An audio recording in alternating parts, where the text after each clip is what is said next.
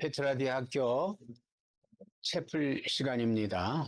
다 같이 사도신경으로 신앙을 고백드리겠습니다. 전능하사 천지를 만드신 하나님 아버지를 내가 믿사오며 그 외아들 우리 주 예수 그리스도를 믿사오니 이는 성령으로 잉태하사 동정녀 마리아에게 나시고 본디오 빌라도에게 고난을 받으사 십자가에 못 박혀 죽으시고 장사한 지 사흘 만에 죽은 자 가운데서 다시 살아나시며 하늘에 오르사 전능하신 하나님 우편에 앉아 계시다가 저리로서 산 자와 죽은 자를 심판하여 오시리라. 성령을 믿사오며 거룩한 공예와 성도가 서로 교통하는 것과 죄를 사하여 주시는 것과 몸이 다시 사는 것과 영원히 사는 것을 믿사옵나이다. 아멘.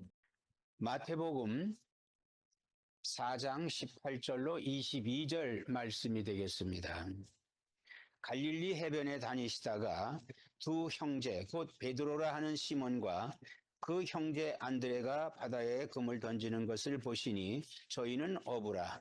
말씀하시되 나를 따라오너라. 내가 너희로 사람을 낚는 어부가 되게 하리라 하시니 저희가 곧 그물을 버려두고 예수를 쫓으니라. 거기서 더 가시다가 다른 두 형제 곧 세베대의 아들 야고보와 그 형제 요한이 그 부친 세베대와 한 가지로 배에서 금을 깁는 것을 보시고 부르시니 저희가 곧 배와 부친을 버려두고 예수를 쫓으니라. 아멘. 오늘 4장 18절로 22절의 말씀을 중심으로 해서 너희로 사람을 낚는 어부가 되게 하리라 하는 제목으로 피차의 은혜를 나누겠습니다. 예수님께서 이 땅에 오시어서 그 사역은 30세가 넘으셔서 사역했다고 성경은 말하고 있습니다. 이때는 이스라엘이 즉 유다지요. 유다 나라가 로마의 식민지가 돼서 총독이 통치하던 그런 시대였습니다. 그래서 사회는 굉장히 암울했지요. 주권이 없는 국가의 국민들이고 그리고 그들은 각기 신앙의 그 갈급함 속에서도 바른 신앙을 찾지 못하고 습관적인 그런 신앙 속에 빠져 있었습니다. 그래서 그때 요단강이라고 하는 그곳에서 세례 요한이라고 하는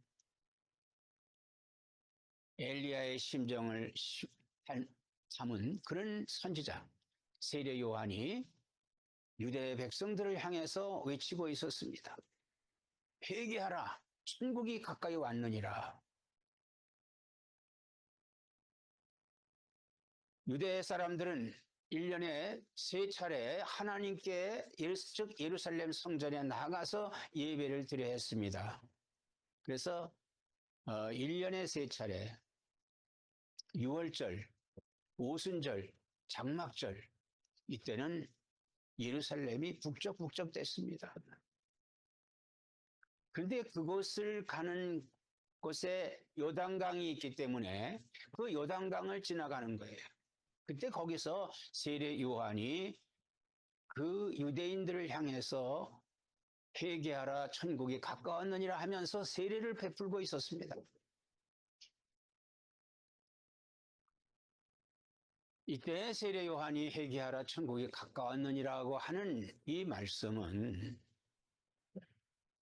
이제 그 유대인들이 갈망하는 지금 메시아가 오셨다. 그 너희가 회개하라. 그들이 회개는 율법을 바르게 믿으라는 거예요. 율법이 뭡니까? 메시아를 고대하는 그들이 그 메시아를 바르게 알고 메시아를 맞이하라는 이런 회개의 메시지가 바로 회개하라 천국이 가까웠느니라는 거예요. 그런데 유대인들은요, 그들이 뭔가 메시아를 갈망하면서도 그 답답함 속에서 그 세례 요한의 메시지의 시원함을 받으며 그곳에서 요단강에서 세례를 받고 있었습니다. 이렇게 수많은 사람들이 세례받는 그곳에 우리 예수님께서 오고 계셨어요. 그때 세례 요한이 보니까 보라, 세상 죄를 지고 가는 하나님의 어린 양이로다, 이렇게 하는 거예요. 그의 제자들에게 지금 오고 있는 그 예수님을 소개하는 겁니다. 그때 예수님께서 그 세례 요한에게 와서 내게도 세례를 베푸시오. 세례 요한은 아닙니다. 제가 선생님한테 세례를 받아야죠. 어찌 제가 선생님께 세례를 베풀 수 있습니까? 저는 선생님의 신들매도 고쳐드리기에 부족한 사람입니다. 하고 자기를 낮춥니다. 세례 요한은 예수님보다 6개월 먼저 세상에 태어났습니다. 그리고 그는 광야에서 낙태 털옷을 입고 그리고 메뚜기 가루를 꿀에 섞어서 속성에 그것만 먹고 살았던 사람입니다. 그래서 예수님과는 이게 서로 대면하지 못했어요. 먼 친척이면서도 대면을 못했던 사람입니다. 그런데 그 세례 요한이 그 예수님을 보고 세상 죄를 지고 간 하나님의 어린 양으로, 사실 예수님은 세례를 받으실 필요가 없어요. 왜? 죄가 없으신 분이기 때문에. 그런데 그가 세례를 받겠다고 하니까 세례 요한이 만류하시는 거죠. 아닙니다. 어떻게 제가 받아야지 선생님이 받으십니까? 그러니까 예수님께서 하나님의 의를 이루라. 하나님의 의는 하나님께서 이루신 그 말씀을 따라하는 것이 하나님의 의입니다. 그래서 세례 요한은 그 말씀에 따라서 예수님께 세례를 베풉니다. 그래서 예수님을 물에서 잠그고 올라오실 때 하늘이 쫙 열리면서 광명의 빛이 비치는 거예요. 그러면서 하나님의 음성이 들립니다. 비둘기 같은 형상이 내려오면서 이는 내 사랑하는 아들이요 내 기뻐하는 자로다. 거기 수많은 사람들이 있었지만은 이 음성을 듣는 것은 세례 요한과 예수님밖에 없었어요. 이 하나님의 음성을 듣는 것은. 그리고 예수님께서는 세례 요한에게 세례를 받으시고는 광야로 가셨습니다. 성령에 이끌려 광야로 가셨다고 그랬어요. 그래서 광야에 40일 금식을 하시고 그 금식하는 기간에 수많은 사탄의 방해와 공작이 있었지만은 세 번 사탄의 시험을 말씀으로 물리치고 능력을 행하시면서 승리하시고 천사의 수종을 받으시고 그가 갈릴리로 오셨습니다. 갈릴리에는 큰 호수입니다. 근데 그때 사람들은 그걸 바다라고 그랬어요. 너무나 크니까 바다인지 혹은 강인지 구별이 안 되는 거예요. 거기에 많은 어부들이 고기를 잡고 있는 모습을 쭉 보셨어요. 그때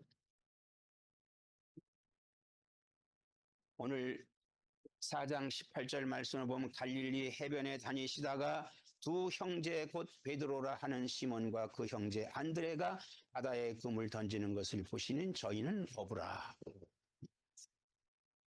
해변에 다니시다가 그러니까 유심히 그곳에서 일하고 있는 사람들을 보시고 계셨던 거예요. 왜요? 제자를 고르시기 위해서, 제자를 택하기 위해서 첫 번째로 이 어부인 직업을 갖고 있는 사람들, 즉 갈릴리 해변에서 사람을 찾고 있었습니다. 예수님의 복음의 중심지는 갈릴리 해변이에요. 그런데 거기서 유심히 열심히 일하고 있는 두 사람이 눈에 띄었습니다. 베드로라고 하는 시몬과 그의 형제 안드레가 바다에 금을 던지는 것을 보시니 저희는 억울하 열심히 일하고 있는 두 사람을 보시고 예수님께서 그들을 향해서 말씀합니다. 나를 따라오너라. 내가 너희로 사람을 낚는 어부가 되게 하리라. 고기를 낚는 어부가 아니라 사람을 낚는 어부가 되게 하리라. 이렇게 말씀하신 거예요.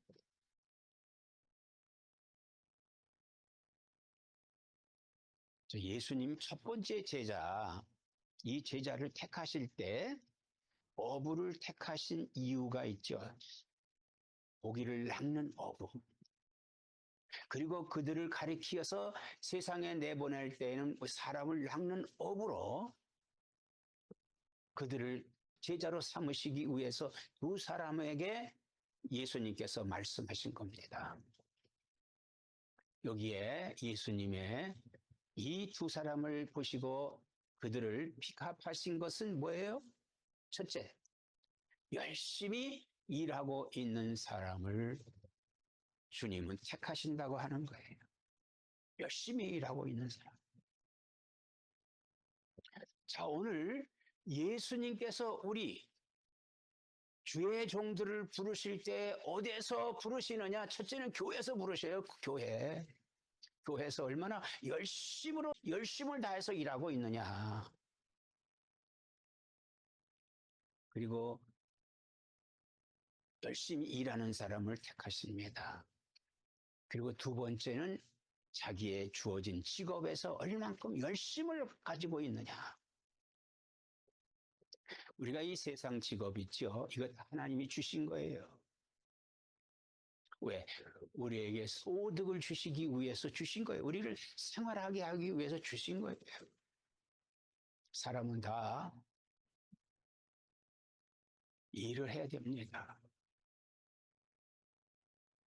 남자는 땀이 나게 일해야 되고 여자는 해산하는 고통을 받는 그런 잡을 우리에게 주신 거예요. 지금은 남자, 여자 다 일을 합니다. 그리고 아기는 여자가 낳지만 남자도 양육을 합니다. 열심히 해야 돼요. 열심히 자손을 열심히 양육을 해야 됩니다.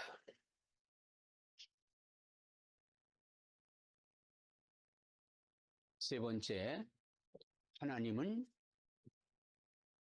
배우고자 하는 사람을 택하십니다. 베드로와 이 안드레는요, 그들의 경험으로 여기에 고기가 많이 있었다고 하는 것을 생각하고 거기에다가 항상 그물을 내립니다. 그물을 내릴 때 그냥 아무 데나 내리는 게 아니에요. 고깃대가 있는 그 지역에 그물을 내리는 겁니다. 고깃대가 왜 올까요? 거기에는 뭔가 그 고기들이 먹을 수 있는 먹이가 있기 때문에 그곳에 오는 거예요. 그때 시간에 그물을 내렸을 때는 엄청난 고기를 수확할 수 있는 겁니다. 아무 때나 되는 게 아니에요. 이렇게 열심히 일하고 있는 이 두 사람을 예수님께서 부르신 거예요. 그래서 이 두 사람은 예수님의 음성을 듣고 예수님을 따라갔어요. 따라갔습니다. 예수님의 제자가 된 겁니다. 그리고 그들과 함께 이렇게 해변을 가시다가 보니까 21절에 거기서 더 가시다가 다른 두 형제 곧 세베대의 아들 야고보와 그 형제 요한이 그 붙인 세베대와 한 가지로 배에서 금을 깁는 것을 보시고 부르시니 이제는요 물가에서 이렇게 떨어진 곳에 그 배 위에서 그물을 열심히 깃고 있는 세 사람을 봤어요. 누구요? 야고보와 요한. 그리고 그 아버지 세베대. 근데 예수님께서 그 야고보와 요한에게 나를 따르라. 내가 너희로 사람을 낚는 어부가 되게 하리라. 이렇게 말씀을 한 거예요. 그러니까 야고보와 요한이 그물 깃든 것을 내려놓고 아버지를 그냥 둔 채 예수님을 따랐어요. 따랐습니다.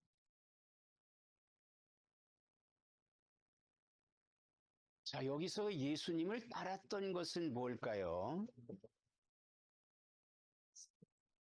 안드레나 혹은 야고보나 요한 같은 이런 사람들은요, 세례 요한의 제자였거든요.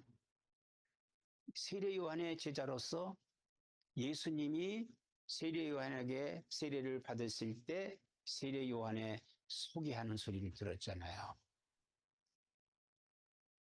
세상 죄를 지고 가는 하나님의 어린 양이로다. 이렇게 세례 요한의 선생님의 그 소개를 받은 그분이 자기들을 부르는 겁니다. 자기를 부르는 거예요. 세례 요한은 하나님께서 예수님의 길을 평탄케 하기 위해서 먼저 보낸 자입니다. 그래서 예수님의 제자들 가운데 세례 요한의 제자들이 있습니다. 첫 번째로 그들을 통해서 제자를 삼으시고 그리고 12명의 제자를 택하시게 되지요. 하나님은 이렇게 이 야고보와 요한같이 열심히 작업을 나가기 위해서 준비하고 있는 사람을 부르신 거예요. 예수님은요. 예수님께서는 준비하는 사람을 부르십니다. 어떤 준비가 필요할까요? 우리 신학생 여러분. 첫째, 우리에게는 어떤 준비가 필요할까요? 우리는요, 항상 기도하는 준비가 있어야 됩니다. 나를 위해서 기도하고, 이웃을 위해서 기도하고, 그리고 교회를 위해서 기도하고, 주의 종을 위해서 기도하고, 우리 신학교를 위해서 기도하고, 또 선생님들을 위해서 기도하고, 기도의 준비.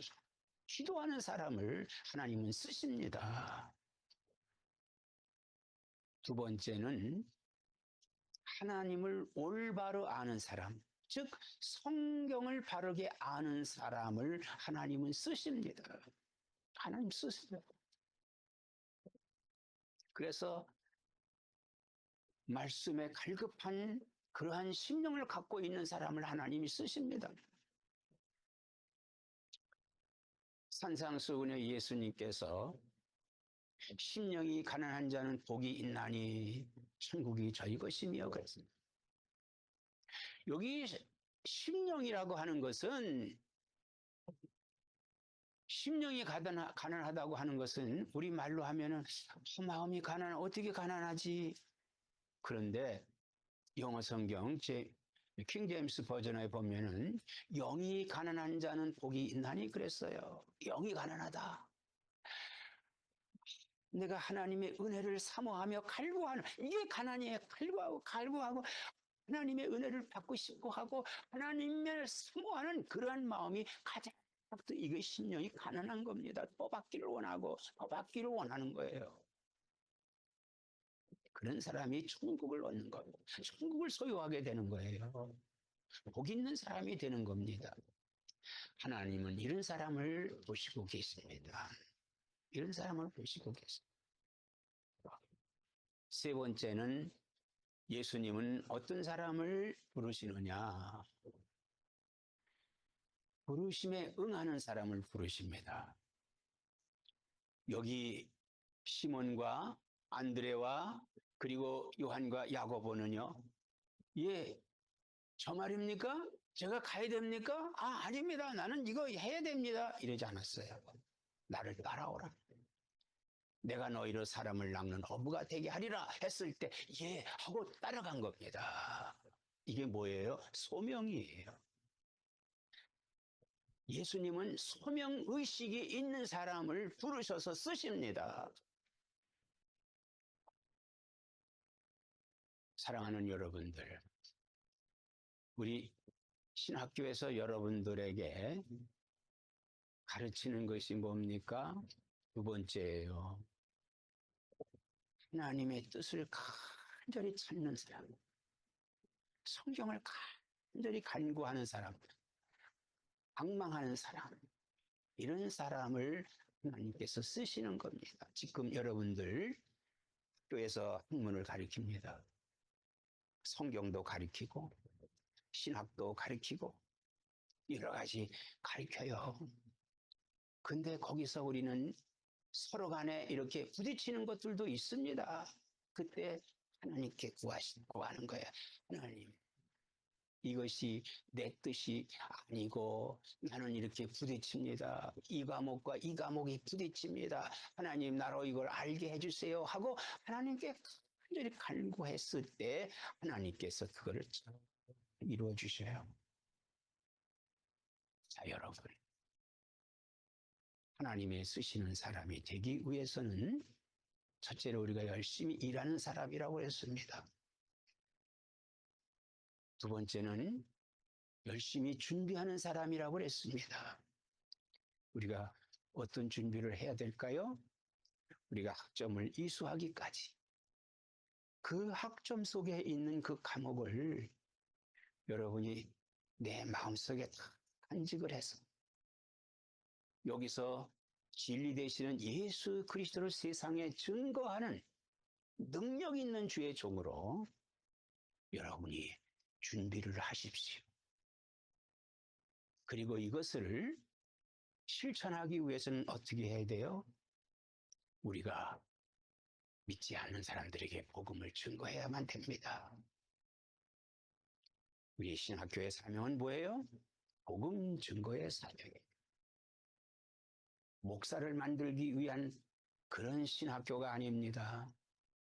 물론 목사의 과정을 걷기 위해서 이 과정이 필요하지만은 이런 알맹이 없는 목사가 세상에 나옴으로 말미암아서 세상이 어지러워지는 거예요. 사이비가 생겨집니다. 이단이 생겨집니다. 우린 그걸 다 걸러내야만 됩니다. 그것을 다 헤아려 봐야만 됩니다. 무엇인지 진리인지를 알아야 돼. 그거 어디서 알아야 됩니까? 우리는 학교에서 그걸 배우는 겁니다. 아무쪼록 사랑하는 여러분들, 오늘 우리 학우들은 하나님께서 열심히 여러분들을 눈여겨보셨습니다. 그래서 부르셨어요. 그리고 여러분들에게 하나님의 그 뜻을 과목이라고 하는 것을 통해서 여러분들에게 가르치고 있습니다. 이걸 머리로만 배우지 마시고 성령의 능력으로, 성령의 역사하심으로 배워서 거기서 진리를 내가 가지고 그 진리를 선포해서 하나님의 큰 능력자들이 다 되시기를 주의 이름으로 축원합니다. 감사합니다. 이제 우리 주기도문으로 마치겠습니다. 하늘에 계신 우리 아버지여, 이름이 거룩히 여김을 받으시오며 나라 임하옵시며 뜻이 하늘에서 이룬 것 같이 땅에서도 이루어지이다. 오늘 우리에게 일용할 양식을 주옵시고 우리가 우리에게 죄 지은 자를 사하여 준 것 같이 우리 죄를 사하여 주옵시고 우리를 시험에 들게 하지 마옵시고 다만 악에서 구하옵소서. 대개의 나라와 권세와 영광이 아버지께 영원히 싸움나이다. 아멘.